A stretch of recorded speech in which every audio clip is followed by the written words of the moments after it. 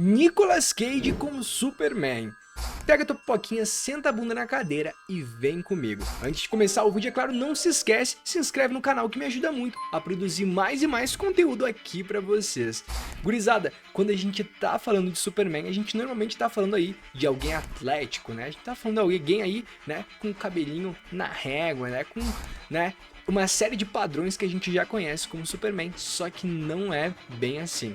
Quem assistiu o último filme do Flash, né, e eu venho aqui falar com muita propriedade, afinal, eu consegui assistir alguns dias antes aí, e hoje eu posso, agora os embargos já caíram, a gente já pode vir aqui comentar justamente sobre a aparição do Superman do Nicolas Cage. Cara, essa aparição vem com tudo, justamente aí por fazer quase, né, agora na realidade está fazendo já 20 anos do seu lançamento, né, do que seria o seu lançamento, vamos colocar nessas palavras para ficar correto, né. O que acontece, né, lá em meados de 2000, 2001, 2002, 2003, tinha boatos justamente da produção de um filme de super-heróis justamente com Tim Burton, né? Esse cara aí que é um do clássico diretor de Hollywood, né? Um cara que, né, já encabeçou diversos papéis, diversos filmes aí justamente do terror, né? E a ideia do Tim Burton, né, era justamente fazer um Superman diferente. A gente sabe que como hoje em dia os atores que estão em alta são o Henry Cavill, Chris Hemsworth, né, The Rock,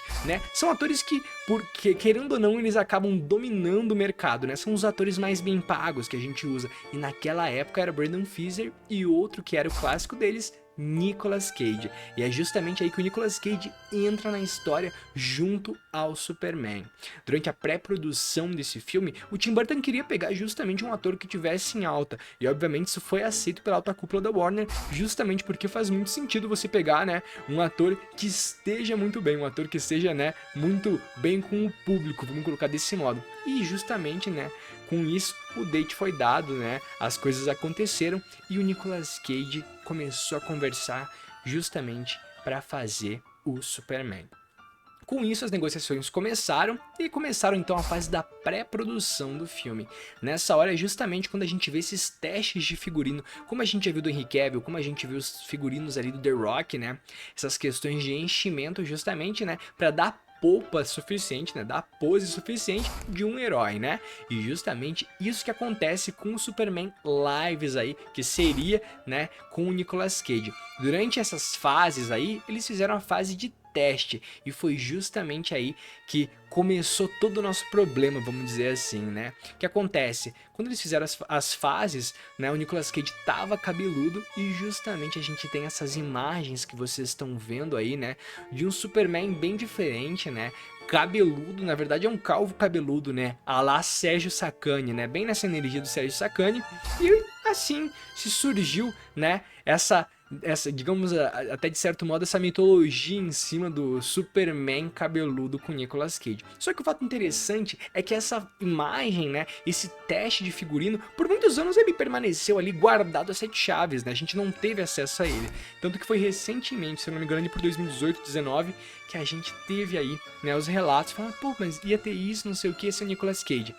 E obviamente por pressão popular, talvez, né? Ou justamente para fazer um hype em cima dos filmes que a gente estava vendo naquela época, da própria DC, lembrando que o Snyderverse foi nessa época, foi, né, lançada a nós a cena do Superman do Nicolas Cage. E a gente tem ele aí com esse uniforme que vocês estão vendo aí, também temos aí o uniforme mais prateadinho que a gente pode ver. E é bem interessante, né? A gente tem essas diferenças aí, né, um tanto quanto, né, chamativas, vamos dizer desse modo. Mas o que que acontece? Com isso, né, com esse filme já encaminhado, com essa pré-produção encaminhada, o filme começou a sofrer problemas dentro da própria produção, né?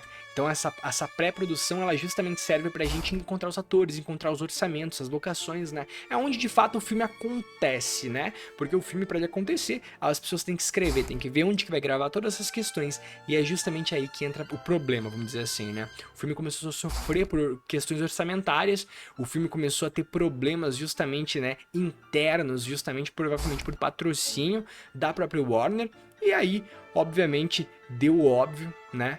e o filme acabou sendo cancelado. E o Superman Lives, que seria esse clássico do Tim Burton com o Superman estrelado pelo Nicolas Cage, nunca veio ao mundo.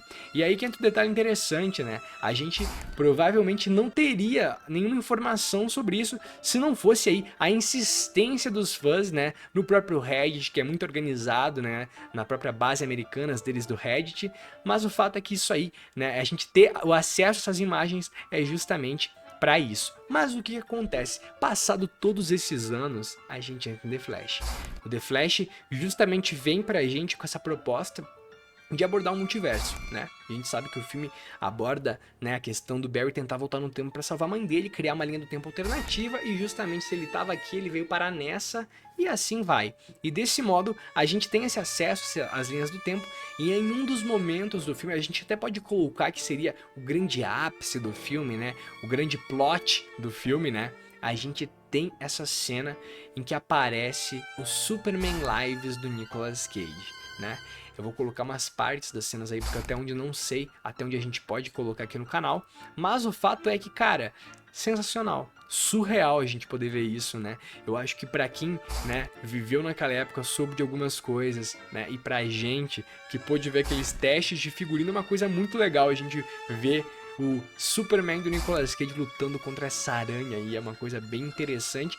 E obviamente, aqui eu entro justamente na questão do CGI. Já bati um pouco nessa tecla, bati bastante na verdade nessa tecla, né, a respeito desse CGI não tá me agradando, a qualidade dele não tá das melhores, mas é aquela grande questão, a gente casca com o que a gente tem, o filme tá problemático em N questões de CGI, cara, com certeza, a gente sabe muito bem disso, que o filme tá bem problemático em N questões quando o assunto é CGI, mas o fato é que faz parte, né, a gente também tem que saber se contentar com o que a gente tem, e eu acredito justamente que pelo fato do Nicolas Cage estar um cara mais velho, o Nicolas Cage já tá batendo os seus 60 anos, né?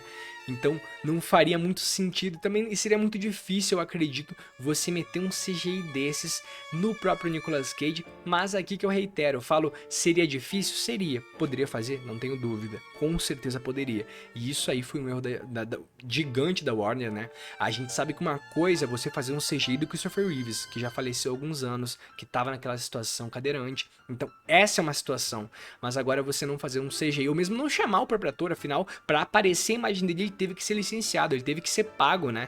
E a gente tem aquele CGI, né, de um PSP, né, de um Play 1 provavelmente, porque tá decadente, e a gente se contenta com o que a gente vê, né? Mas vamos colocar que não seria nem live action, né? A gente tá se contentando justamente como se fosse um trecho, um trailer de um jogo de Play 1, né? Só que obviamente dessa vez o Superman é o Nicolas Cage, né? Mas fica então essa reflexão, gurizada. É um filme bacana, é um filme que vale a pena assistir, eu gostei muito, vou rever o filme agora esse final de semana, cabe a vocês aí tirarem de fato o que vocês acham, se vale a pena, se não vale a pena assistir o filme, mas na minha visão, né, no meu ponto de vista, como eu sempre trago aqui no canal, vale muito a pena. Eu vou ficando por aqui, meus queridos amigos, e até a próxima. Valeu, falou!